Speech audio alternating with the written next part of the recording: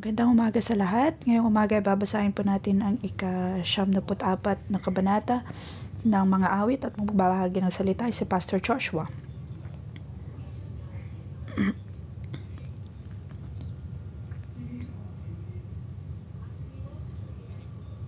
Sa Psalm 94,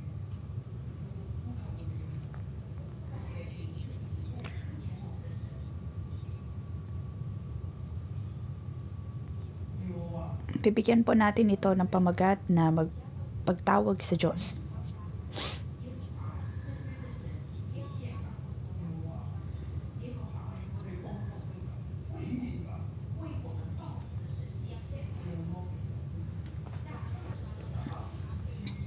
Karapatang magparusa o Yahweh ay taglay mo, ipakita mo ngayon ang karapatang ganito.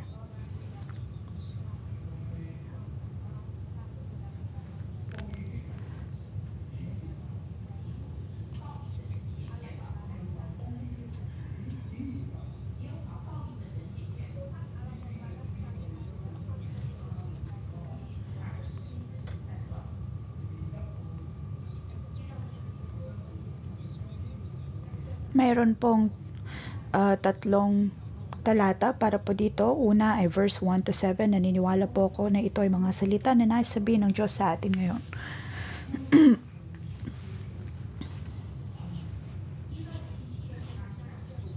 Mula verse 1 to 7, sinasabi po ng manunulat dito sa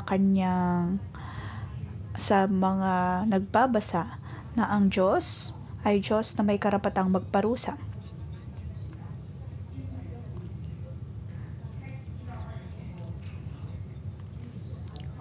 Dito ang manunulat ay tumatawag kay Yahweh na manumbalik. Sabi dito, karapatang magparusa o Yahweh ay taglay mo, ipakita mo ngayon ang karapatang ganito.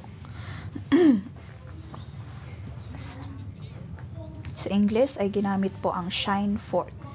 Ibig sabihin, ipakita ang kanyang sarili.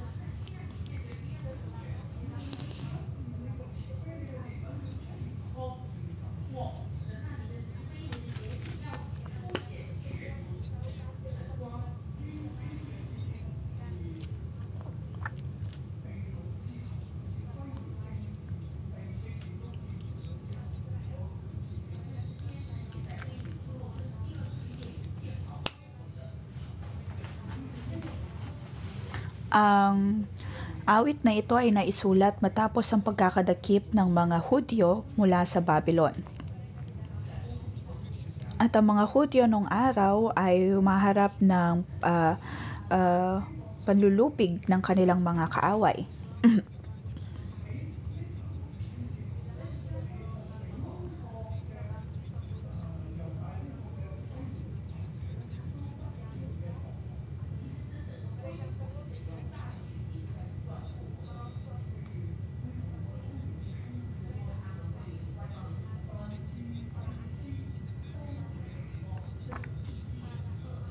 At ang mga Hudyong ito ay nakipag-asawa sa mga hentil pagkatapos maging ang mga pari ay nagkakasala.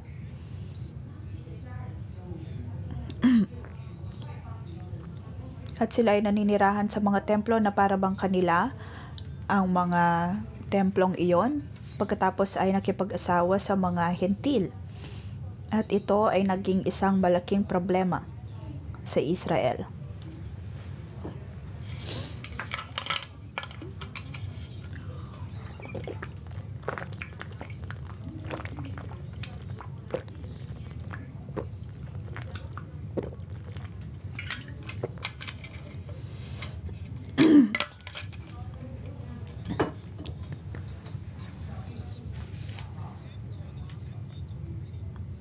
Ngunit ang awit rin na po ito ay isinulat sa panahon ng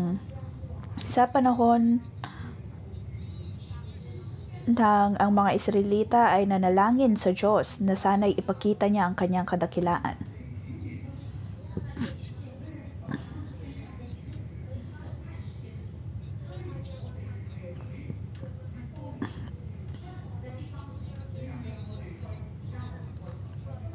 Sila ay nanalangin na kahit pa sila ay sinakop ng mga hentil, siya pa rin ang Diyos na nagbalik sa kanila sa kanilang lupain, at siya ang Diyos na siyang nagbibigay katarungan. Siya ang Diyos na nagbibigay ng karampatang parusa sa mga masasama.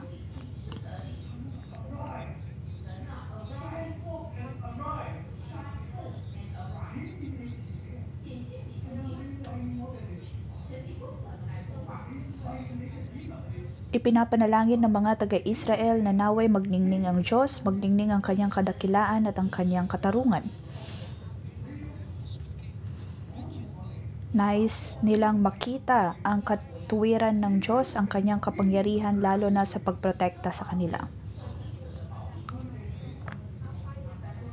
Kanilang ipinapanalangin na kanyang ibaba lalo na ang mga masasama.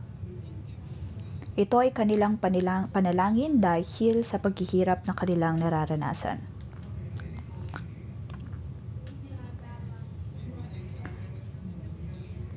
Mga kapatid, sa tuwing tayo po ay nasa ganitong mga sitwasyon at napapansin po natin ngayon na ang ating mundo ay napakahirap na pong mabuhay sa mundong ito. Noong Martes lamang ay narinig po natin ang maraming mga balita tungkol sa mga nagaganap sa ating paligid, sa ating mundo. At nakikita natin na ginagawa na lamang ng tao ang nais nila. Ginagawa na lamang nila ang nais nila. At ang mundo ay napakagulo, walang hustisya, walang katuwiran. At nakita din po natin ang malawakang sunog, lalo na sa Amerika. At imbes na magtulungan ay nagsisisihan ang mga tao.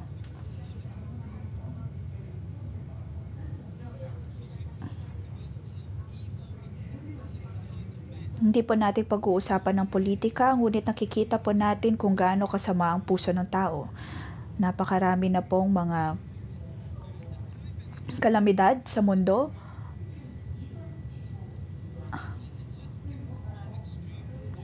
At palala na rin ng palala ang lahat.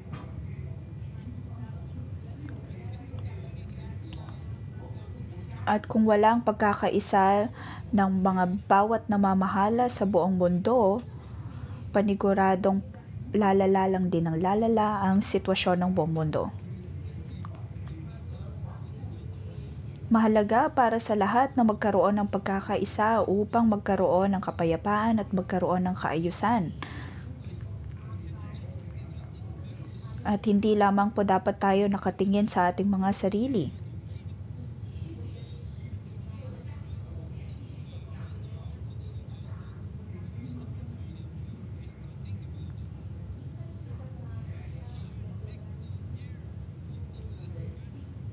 Dapat po nating gawing mas mabuti ang kalagayan ng ating mundo.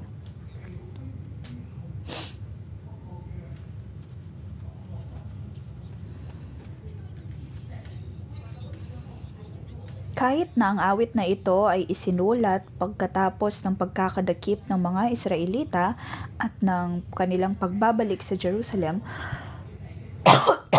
sila pa din ay nasa panahon ng kadaliman, kung kaya ang Diyos ay hindi nangungusap sa kanila.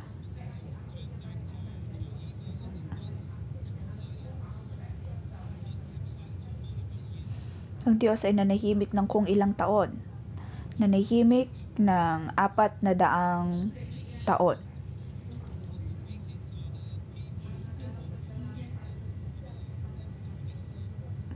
Ang Diyos ngayon ay nangungusap sa mga taong nasa kadaliman. Dapat po tayong umiyak sa Diyos, dapat tayong dumaing sa Diyos.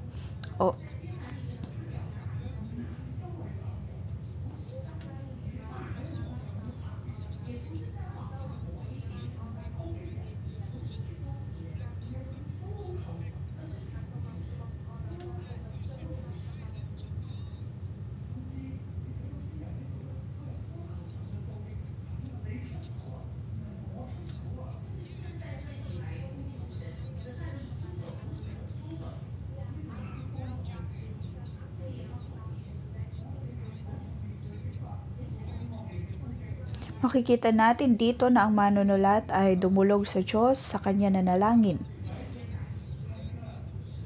Sa panahon po natin ngayon, tayo man din ay nakakaharap ng maraming mga problema, maraming pag-uusig, ngunit paano po tayo tutugon sa lahat ng ito? Hindi lamang po dapat tayo nagrereklamo o kaya nagmamaktol.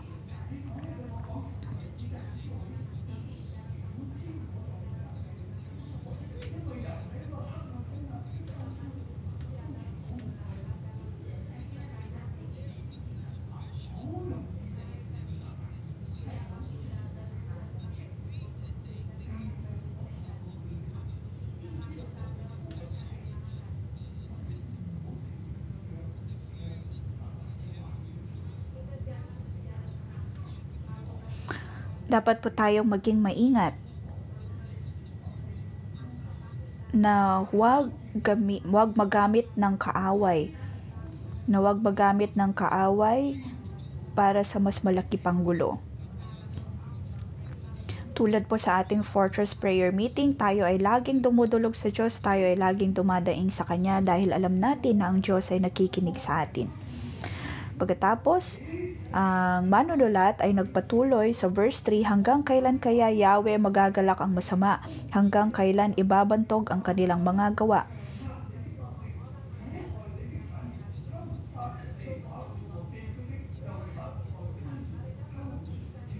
Gaano bang katagal pa ang masamay maghahambog upang sila'y magmalaki sa kanilang gawang buktot? Kanilang ang nililipol itong mga hinirang mo, Yahweh, inaapi nila ang mga taong tinubos mo.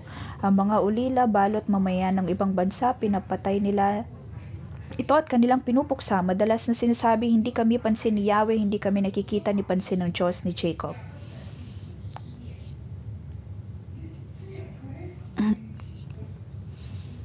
Ang manunulat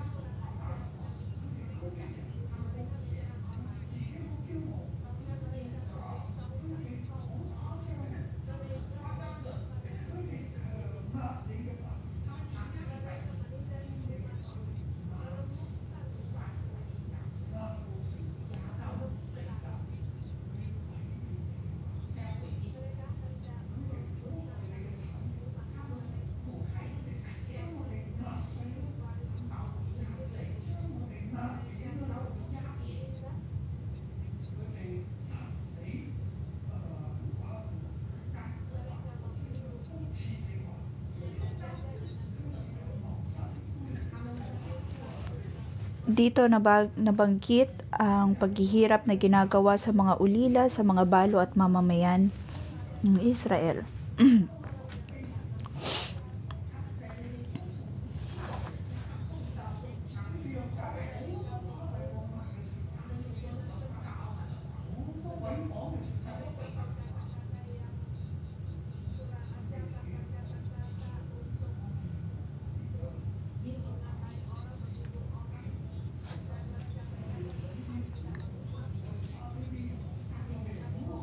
Ang mga masasama ay nagpatuloy sa kanilang paggawa ng masama, pagkatapos ay sinasabi sa mga tao na hindi sila nakikita ng Diyos, hindi sila pansin ng Diyos.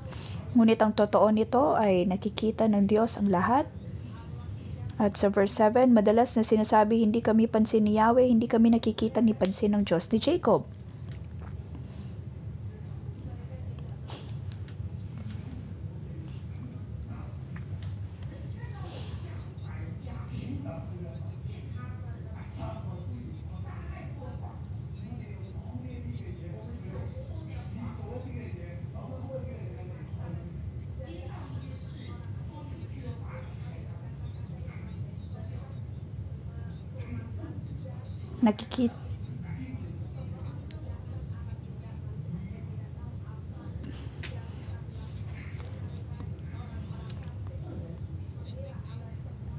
Tingin ng mga masasama ay Ayos lamang ang kanilang ginagawa at nauunawaan ito ng Diyos.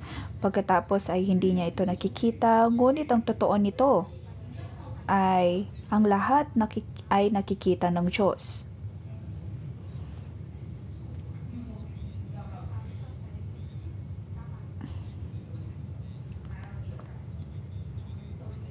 Tayo po ay magtungo sa 2 talata.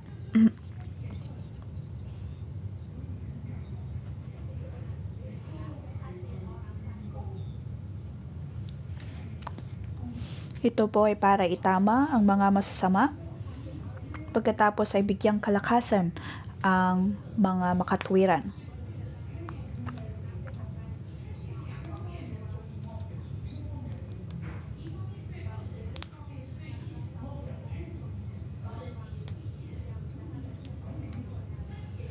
Ito ay pagbibigay kalakasan sa mga masasama. Ano dapat ang tugon ng mga tao sa kanila?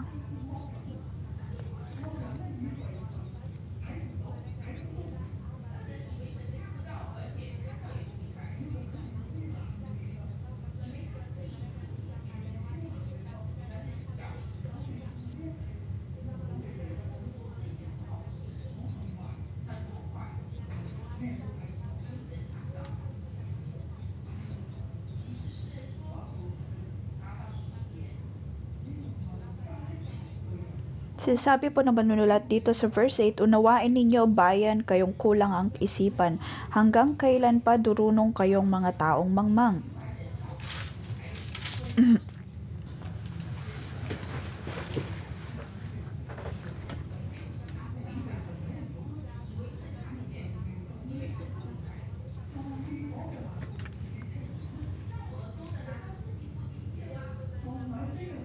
Itong Diyos na lumikha nitong mata at tainga, akala ba ninyo ay bingi ni hindi makakita sa lahat ng mga bansa? Di ba siya ang hatol? Di ba siyang guro nila pagkat siya ang marunong?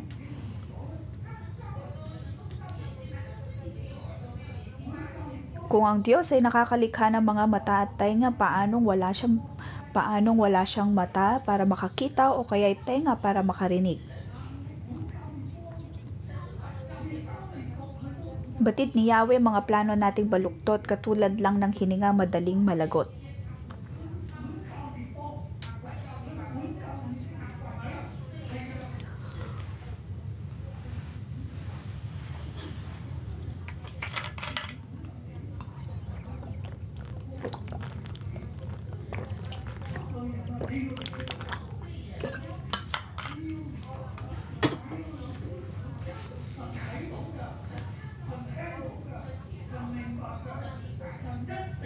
Ang Diyos ay nakakakita at ang Diyos ay nakakaunawa.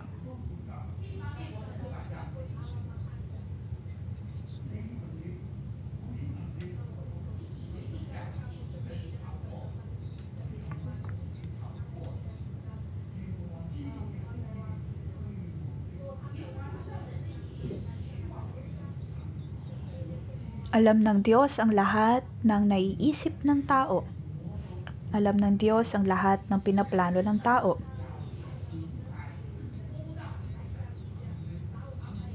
Kung tutuusin ay nauunawaan niyang maigi ang nilalaman ng puso ng mga tao.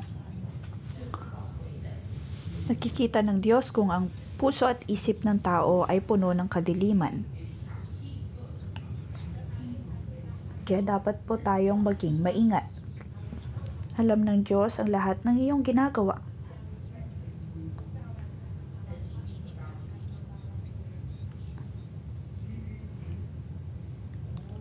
Ang Diyos ay magbibigay ng karampatang kaparusahan sa kung anumang ginagawa po natin.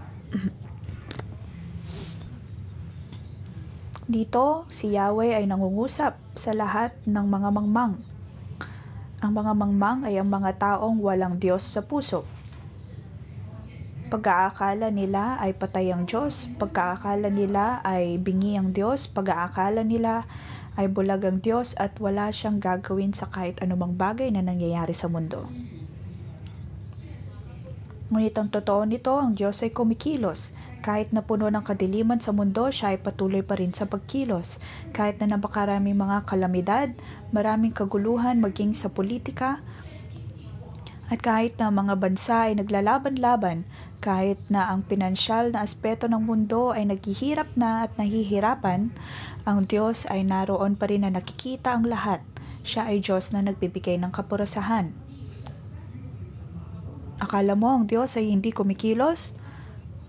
Akala mo ang Diyos ay bulag? Akala mo ang Diyos ay bingi? Akala mo ang Diyos ay hindi kikilos ayon sa nais niya? Ikaw ay isang mangmang.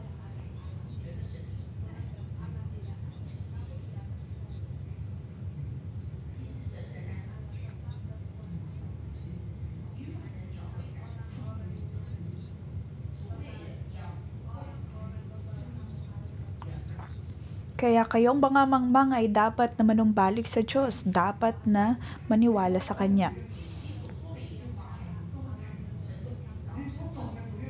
Lahat ng ating sinasabi ay nadidinig ng Diyos, lahat ng ginagawa po natin ay nakikita niya, lahat ng ating naiisip ay Kanya ding nababatid.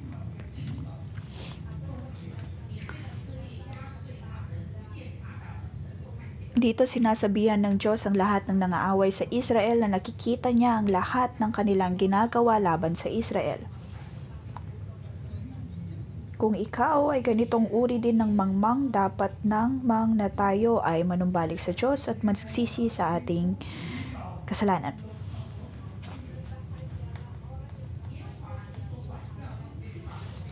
Sabi sa verse 12, mapalad ang mga taong tumatanggap ng pangaral, silang sa iyo ay tumatanggap ng turo sa kautusan. Ang versikulong ito ay napakahalaga dahil ito ang pinaka-konsepto o kaya ay pinaka-gitna ng awit na ito. Ito ay may tulad sa sinabi sa Psalm 1. Mapalad ang mga taong tumatanggap ng pangaral, silang sa iyo ay tumatanggap ng turo sa kautusan.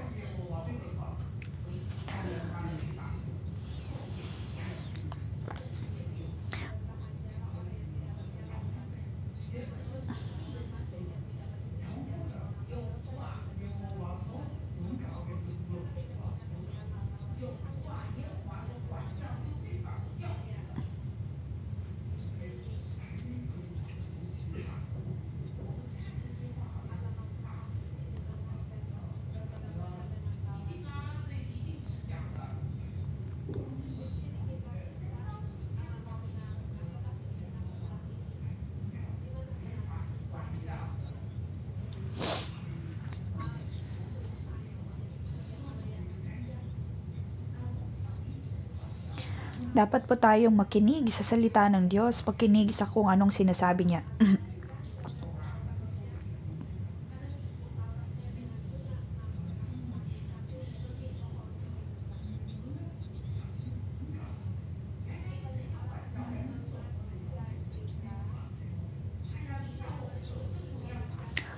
Nais ng Diyos na tayo po ay pangunahan at ang nais niya ay ang maitatag po tayo.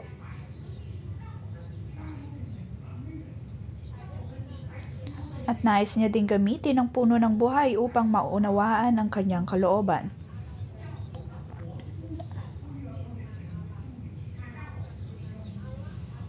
Ang nais niya ay ang mabuhay tayo ayon sa kanyang mga salita at ayon sa kanyang kalooban.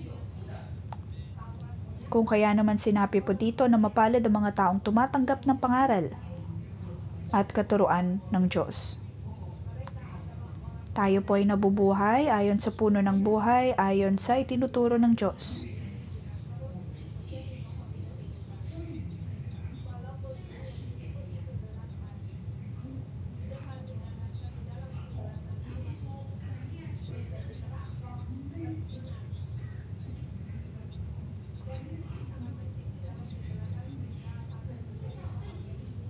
Ang mundong ito ay puno ng kadiliman, ngunit ang Diyos ay patuloy na maghahari, ang Diyos ay patuloy na magniningning.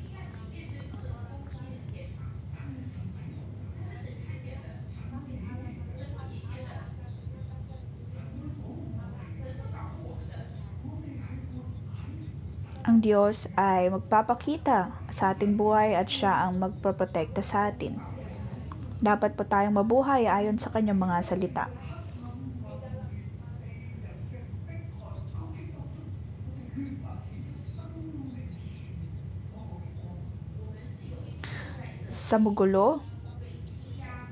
Sa magulong mundo na ito, kahit sa pagpapahirap ng kaaway, dapat po nating makita ang liwanag ng Diyos.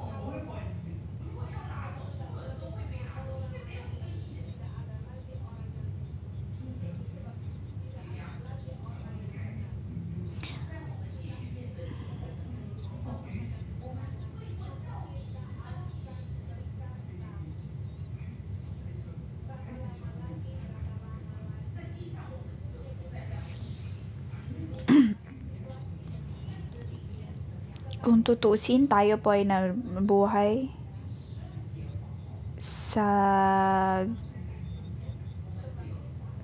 nabubuhay sa napakadilim na mundo, ngunit pinagpala po tayo dahil nabubuhay pa rin po tayo ayon sa puno ng buhay. Atin pong nakikita ang kalooban ng Diyos, nakikita ang kanyang kadakilaan. Kahit na mayroong kasamaan, ngunit tayo po ang puno ng buhay.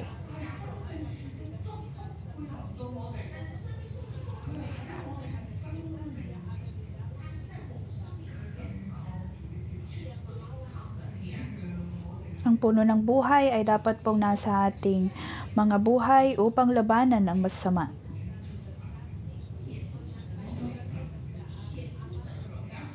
At tayo po ay magpagpapala. Ating makikita ang kadakilaan ng Diyos, ating makikita ang kapangyarihan ng Diyos.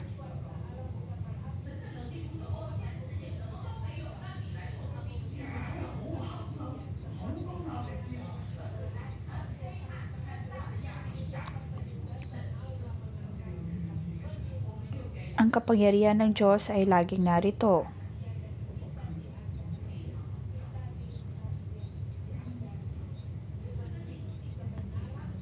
Maging tapat lamang po dapat tayo sa pagsunod. Maaaring makatanggap po tayo ng maraming presyon mula sa maraming bagay sa mundo. Ngunit dapat lamang po tayong mabuhay ayon sa liwanag ng puno ng buhay.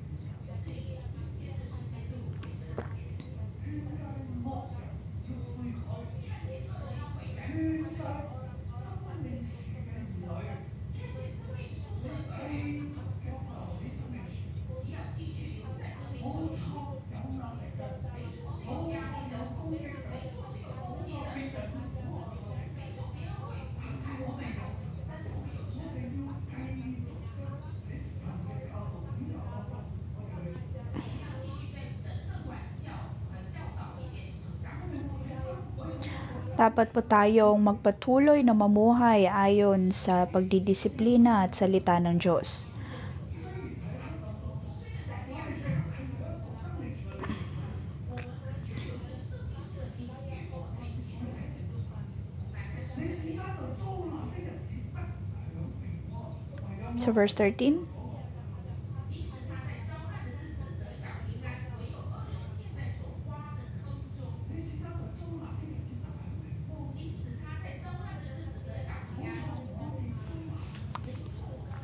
Sa verse 13, pagkat sila ay magdaranas ng kapahingahan hanggang yaong mas samay mahulog sa kanilang hukay.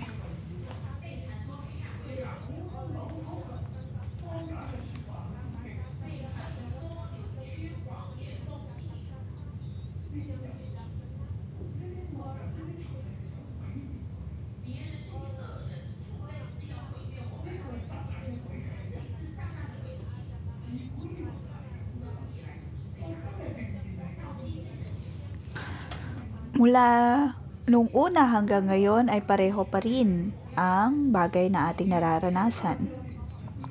Dapat po tayong manatili sa puno ng buhay.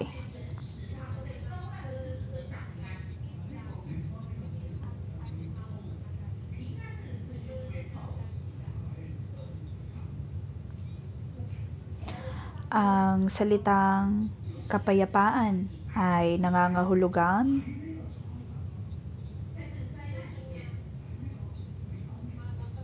ng sorry.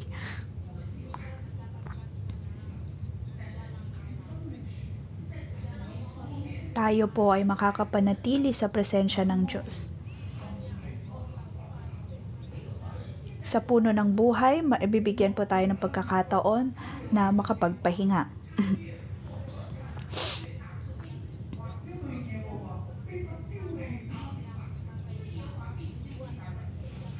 Di tulad ng mga masasama na habang pasama ng pasama ang kanilang mga ginagawa ay palalim din sila ng palalim pagdating sa kadiliman. Sabi sa verse 14, mga lingkod ni Yahweh ay hindi niya iiwanan, itong mga hirang niya ay hindi niya tatalikdan.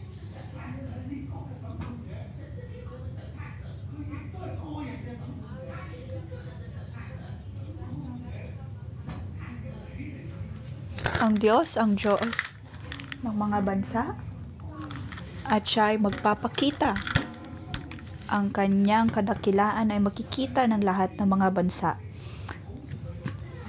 Ang kanyang kadakilaan ay makikita ng mga taong hinirang niya, mga taong pinili niya upang maging puno ng buhay.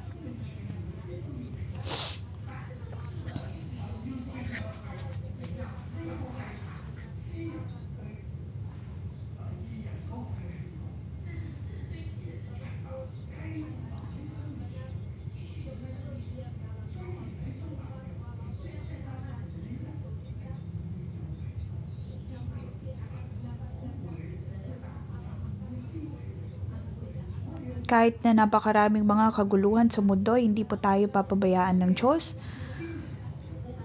dahil tayo ay nasa kanyang pagproprotekta.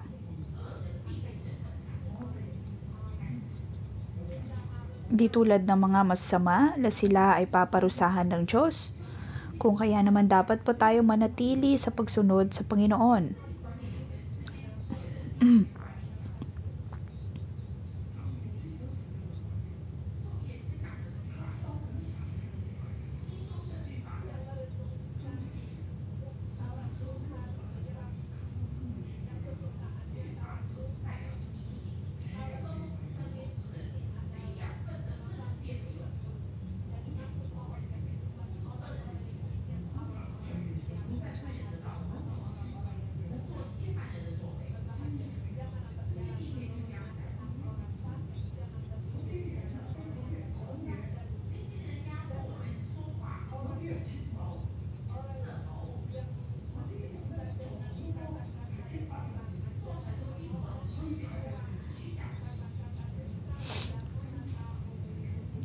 Sa kabila ng maraming mga pag-uusig at mga ginagawa ng tao upang tayo ay labanan,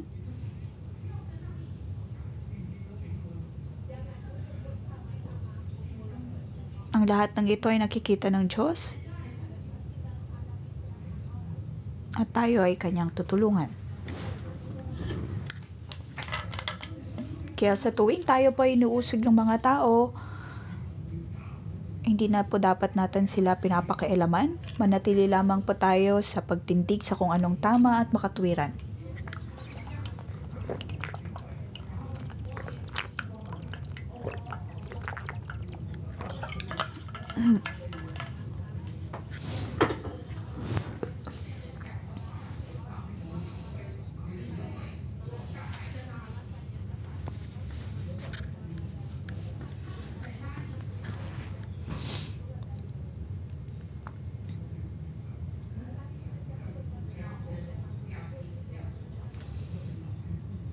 Huwag po tayong makinig sa mga masamang gawa Huwag tayong makinig sa masamang mga impluensya. Manatili po tayo sa puno ng buhay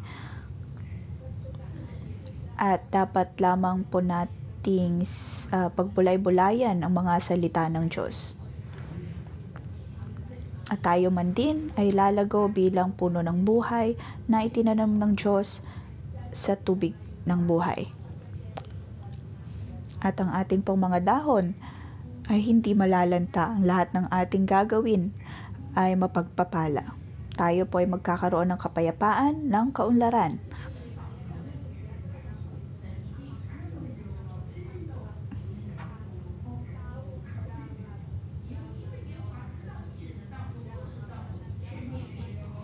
Alam ng Diyos ang gawa ng mga masasama. At alam din niya ang gawa ng mga makatwiran.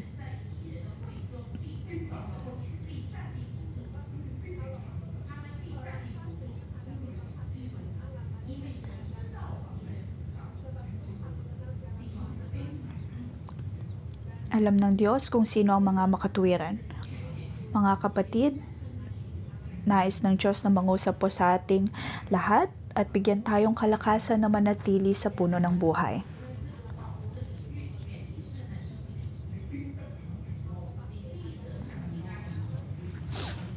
Tayo po ay magkakaroon ng kapayapaan. Tayo po ay magkaroon ng ugnayan sa Diyos. At tayo man din ay makapagdiriwang sa Kanya.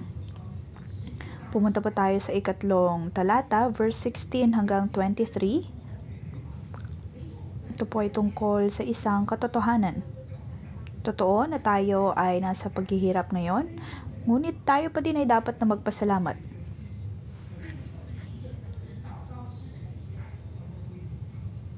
Ang awit na ito ay awit ng panalangin. At ang panalangin na ito ay pag-iyak at pagdaing sa Diyos. Ito din ay pagpapasalamat sa Kanya. Tayo po ay manatili sa puno ng buhay, ngunit maaaring patuloy nating nakikita ang pagpapahirap ng mga masasama. Ngunit sa kabila ng lahat ng ito, manatili lamang po dapat tayo sa puno ng buhay.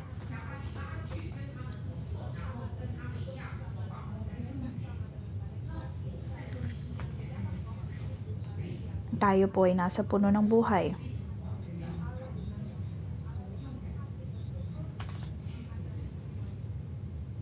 Dapat po tayo magkaroon ng puso na mapagpasalamat.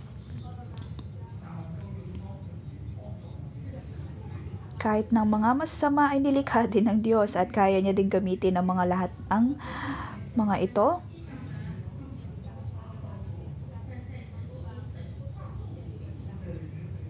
At ang mga masamang bagay na ito ay maaaring gamitin ng Diyos upang maging pagpapala sa atin.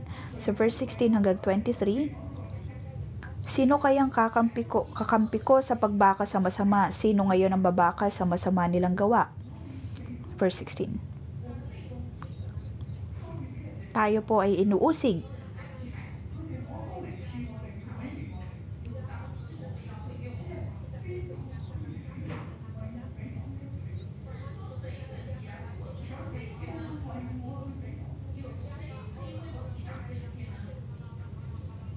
Dito ang manunulat ay nagsabi, O Yahweh, kung ako nga hindi mo tinulungan, akin sanang kaluluway naroon na sa libingan. Kanyang sinasabi ni dito na ang Diyos ang siyang tumulong sa kanya. Diyos ang tumulong.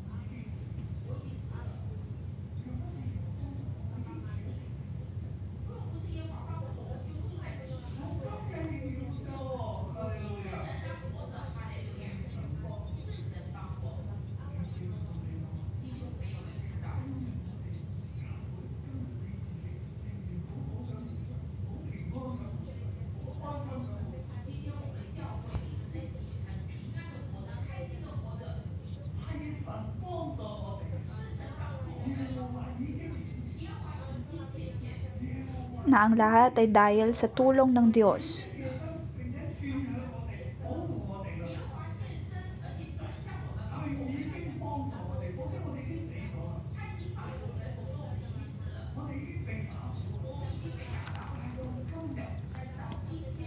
Sinabi niya dito sa verse 17 na kung hindi dahil kay Yahweh, maaring ang manunulat ay nasa libingan na. So verse 18, kapag aking nagunitang ang paa ko'y dumudulas dahilan sa pag-ibig mo o Yahweh, ako'y tumatatag. Kapag ako'y ginugulo ng maraming suliranin, ang wagas na pag-ibig mo ang umaaliw sa akin.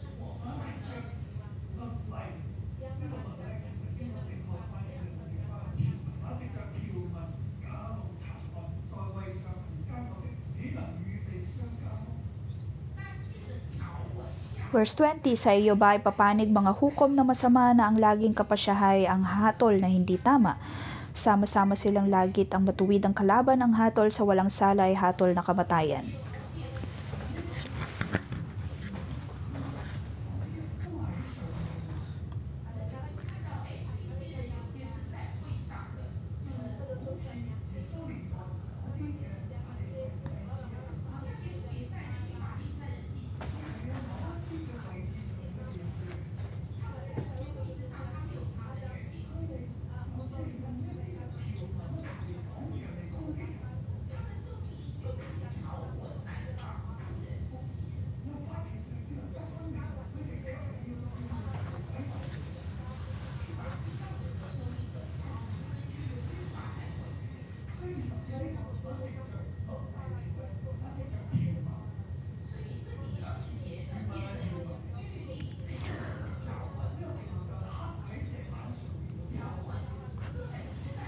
Sabi sa verse 20, sa iyo ba papanig mga hukom na masama na ang laging kapasyahay ang hatol na hindi tama?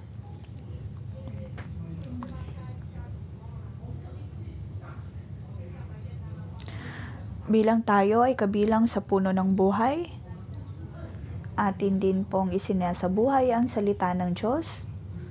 At hindi po dapat tayo nagsasabi ng masamang salita sa iba.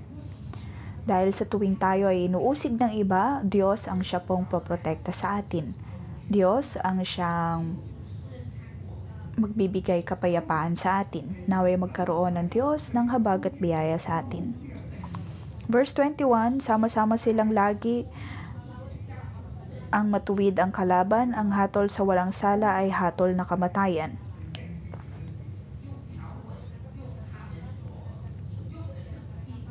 Naroon na sinasabi po dito na ginagamit pa ng iba ang salita ng Diyos upang kondenahin ang iba, upang parusahan at hatulan ng iba.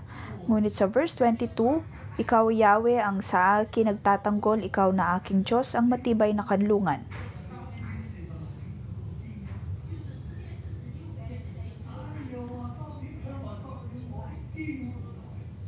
Matibay na kanlungan, ito din po ay nabanggit sa Psalm 46. Mighty fortress. Ang Diyos ang atin pong matibay na kanlungan. Sino ang makatatalo sa atin? Sino ang makapagpapahamak sa atin? Ang Diyos ang atin pong matibay na kanlungan.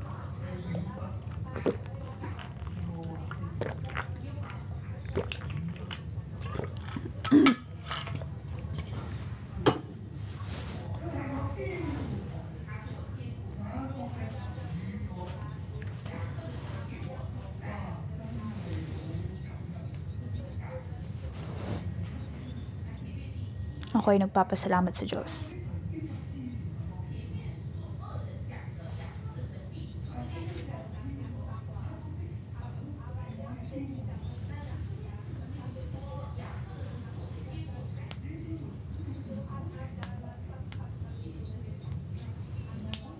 Sa Psalm 46, nabanggit po doon na ang Diyos ni Jacob ang atin pong matibay na kanlungan. Hindi kailangang mahulog sa patibong at pagmamaktol ng iba. Hindi po dapat tayo maimpluwensya ng mga taong nagsasabi na hindi nakakaunawa ang Diyos, hindi nakakakita ang Diyos. Huwag po tayong maging mangmang tulad nila. Dapat po tayong mabuhay ayon sa puno ng buhay. Paniwalaan na ang Diyos ni Jacob ang atin pong matibay na kanlungan. Ang Diyos ni Jacob ay ang siya din po nating Diyos na pinaniniwalaan. Tayo po ay manatili sa proteksyon ng Diyos sa kanyang pagkabay.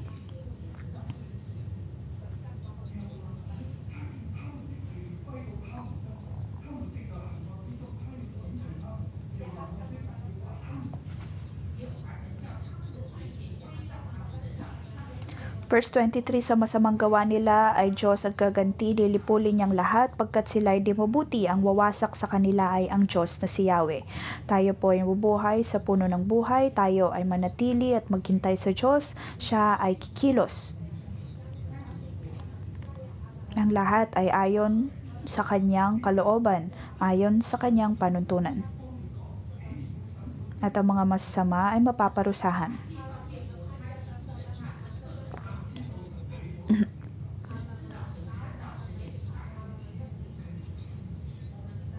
Ang Diyos ay nakakakita, ang Diyos ay nakakaunawa. Dapat lamang po tayong mabuhay ayon sa puno ng buhay. Mga kapatid, kahit anuman pong maririnig natin ngayon, anuman pong nakikita natin ngayon, o kahit anumang mga bagay na nangyayari sa mundo, dapat lamang po tayong maging puno ng buhay at mabuhay ayon po rito.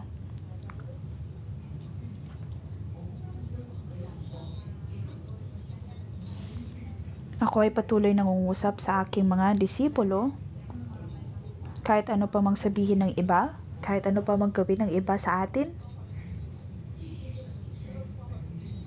manatili lamang po tayo na mamuhay ayon sa puno ng buhay. Patuloy na mag-focus sa Diyos. At tayo ay mamumuhay sa kanyang proteksyon. Purihin ng Diyos.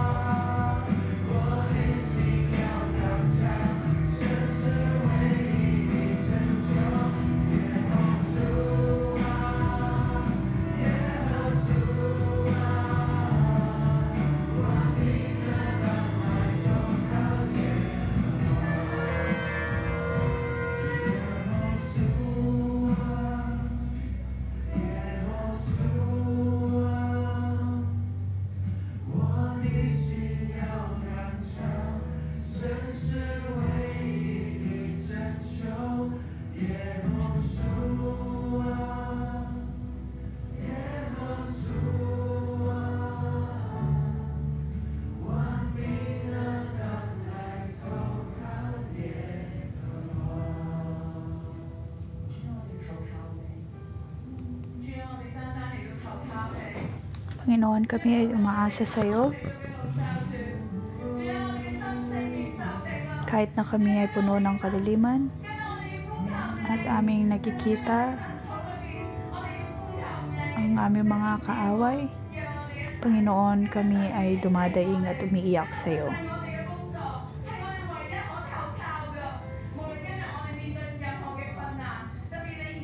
Ang Diyos na atin pong maaasahan.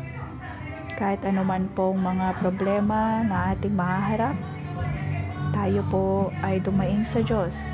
Siya ang ating magiging katulungan.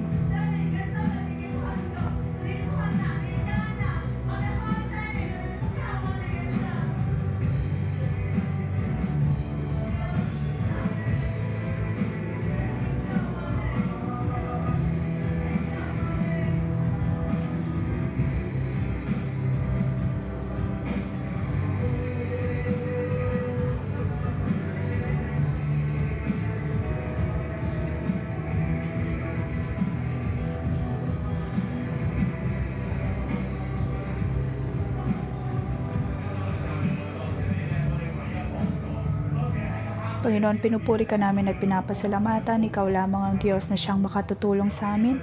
Salamat o Diyos dahil Ikaw ang aming liwanag at kanlungan. Sa aming paghawak sa iyo, Panginoon, Ikaw ang siyang tutulong sa amin. Sa verse 12 ngayong umaga, sinabi po dito, mapalad ang mga taong tumatanggap ng pangaral, silang sa iyo ay tumatanggap ng turo sa kautusan. Sinasabi ng Diyos na tayo po ay mapalad. Panginoon, kami ay pinagpala.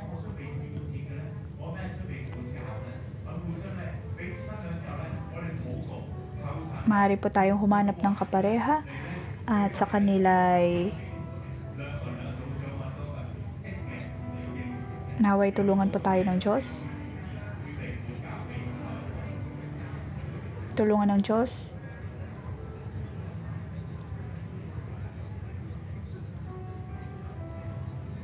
Na tayo paliwanagan kung saang aspeto ng buhay tayo nais na itama ng Diyos.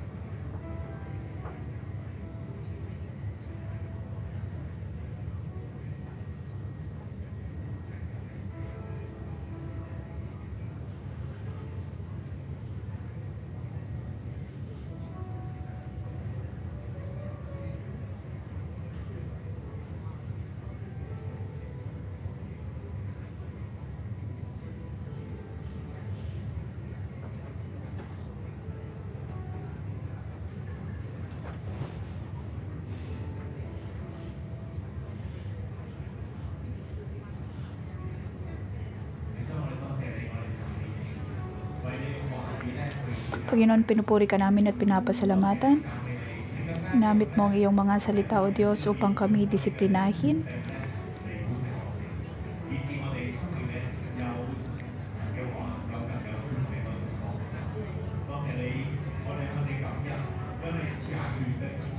Panginoon, pinupuri ka namin. Salamat, O Diyos, sa iyong pagbibigay ng kapangyarihan sa amin.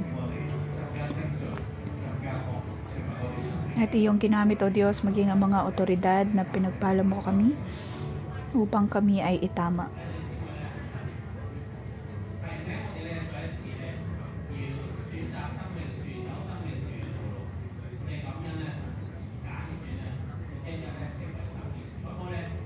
Tayo po ay pinapaalalahanan ng Diyos na mabuhay ayon sa puno ng buhay. Tayo po ay tumayo at manalangin.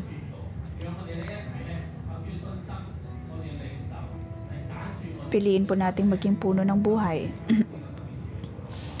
Ayon sa pananampalataya ay atin pong ideklara na tayo ay maging puno ng buhay.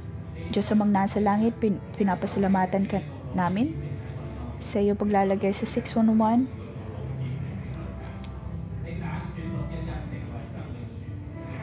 upang kami tulungan upang maging puno ng buhay. Pinili mo, O Diyos, ang iglesyang ito upang maging puno ng buhay at tinulungan mo kami, O Diyos, upang maging puno ng buhay. Panginoon, ngayon ay kami nagkakaroon ng desisyon na mabuhay at magkaroon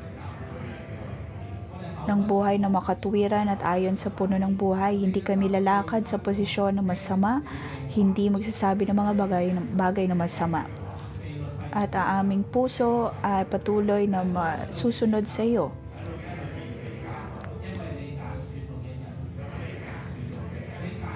Panginoon, iyong pinili ang 611. Pinili mo kami, O Diyos, upang maging puno ng buhay.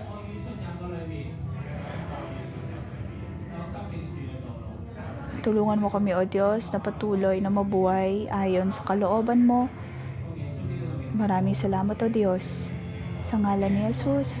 Amen. Panginoong Jesus, pinapasalamatan ka namin. Ang pagiging parte ng puno ng buhay ay isa rin pong desisyon.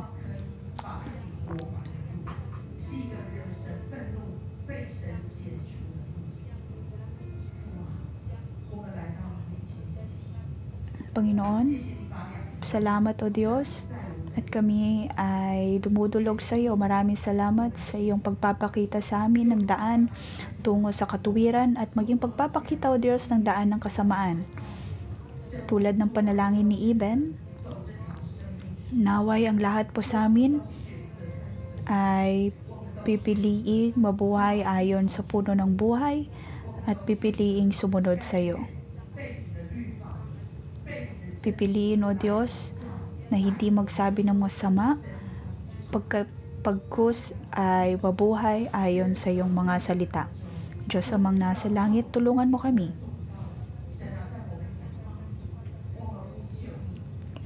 Kung kami ay dadepende lamang sa aming mga sarili, wala po kaming magagawa, O Diyos, ngunit kami ay umaasa sa iyo.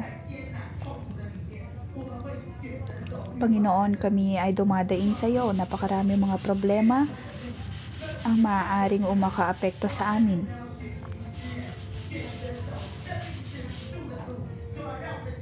Ngunit ang nais namin, O Diyos, ay mabuhay ayon sa iyong katuwiran. Tulungan mo kami, O Diyos.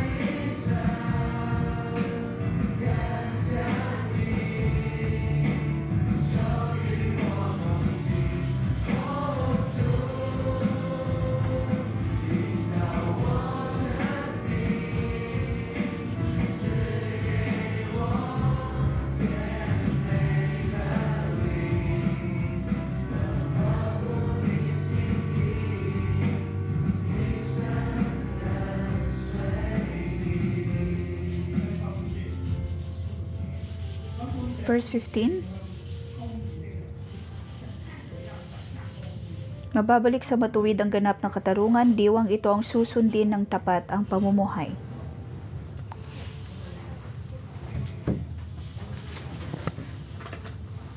Para po sa atin na nabubuhay ayon sa katuwiran,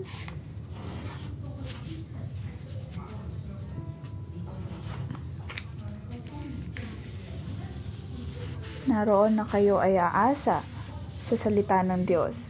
Ngunit ang mga taong mangmang, ang mga taong masasama, ang nais nila ay ang makinig sa chismis, makinig sa mga maling balita.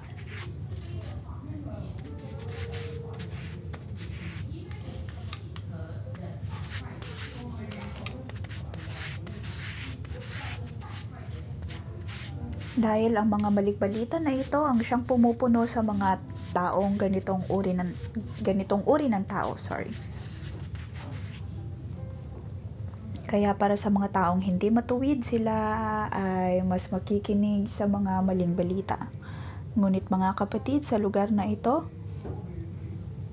dapat po tayo maging tao na matuwid.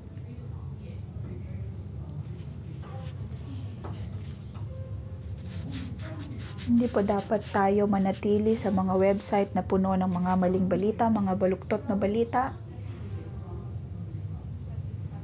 O kaya ay huwag manatili sa puno ng kaalaman ng mabuti at masama. Bagkus tayo po ay higit na magbasa ng salita ng Diyos at mabuhay ayon rito. Ang ating pong Diyos ang siyang ating matibay na kanlungan. Ang ating mga puso ay dapat na maging makatuwiran.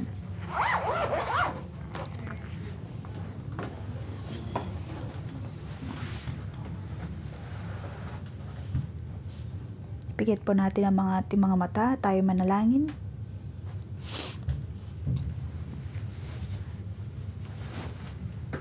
Siyasatin po natin ang ating mga buhay. Ang ating po bang puso ay matuwid ayon sa katuwiran? Kung tayo ay tunay na matuwid, tayo po ay makikinig sa Diyos, makikinig sa salita ng puno ng buhay.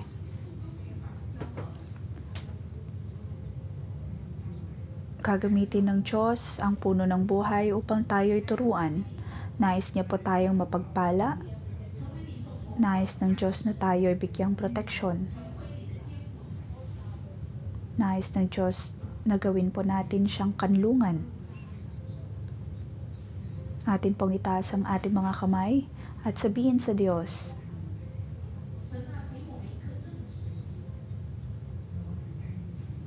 Panginoong Diyos, bigyan mo kami ng matuwid na puso upang kami ay makinig lamang sa iyo.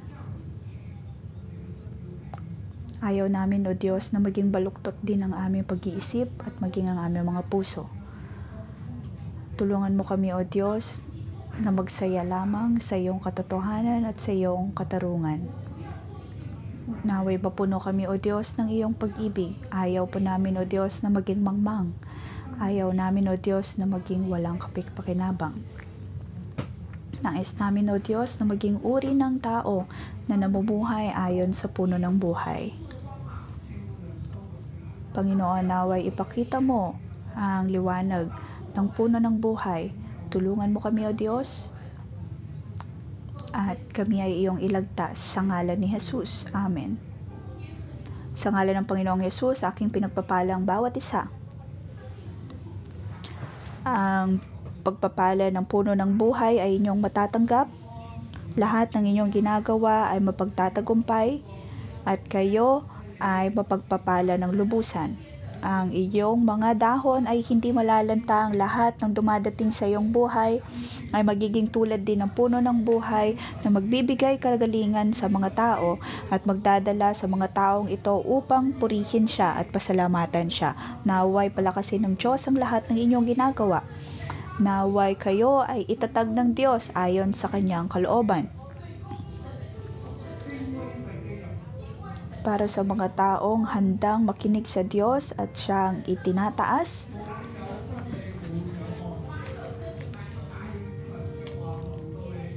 ang kalooban ng Diyos ay puno ng habag at biyaya, puno ng pagpapala. Naway pagpalain kayo ng Diyos sa ngalan ni Jesus. Amen. Dito po nagtatapos ang ating pangumagang debosyon. Magandang umaga.